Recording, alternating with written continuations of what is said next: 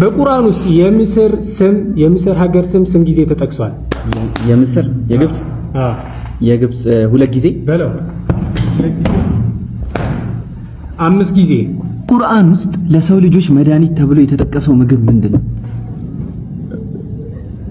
ቴምር ነው። ቴምር ከመጀመሪያ መድኃኒት የተባለው ማር ነው። ከመካ ድል በኋላ የወረደው ሱረቱል ምንድን ነው? ኢና ፈተሕና ለከ ፈትሐን ሙቢና ሱረቱል ፈትሕ ነው። በጀነት ወንዝ ስም የተሰየመችው ሱራ ምን ትባላለች?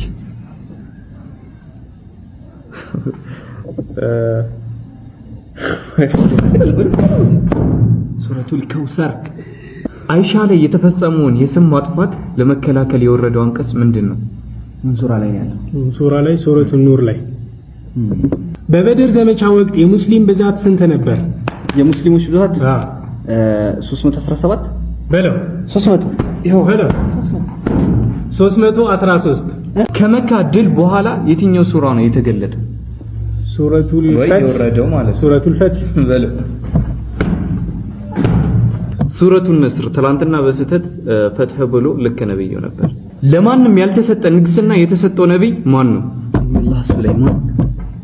ስለ ጨረቃ መከፈል የተነገረበት ሱራ ምን ሱራ ነው? ወይኔ በአላህ ሱረቱል ቀመር። ልክ ነው። አላህ ነፍስን ከምትችለው በላይ አያስገድዳትም የሚለው የተገለጸበት አንቀጽ ላ ዩከሊፉላሁ ነፍሰን ኢላ ውስዐሃ ምን ሱራ ላይ ነው ያለው? ሱረቱል በቀራ። አጠቃላይ የቁርአን አንቀጾች ብዛት ስንት ነው? አንቀጽ ነው 114 ነው። 114 በለው 600 በለው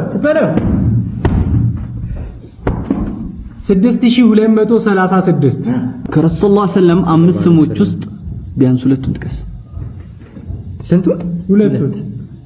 አበልቃሲም እሱ በማህበረሰብ እሺ ተቀባይነት አለ።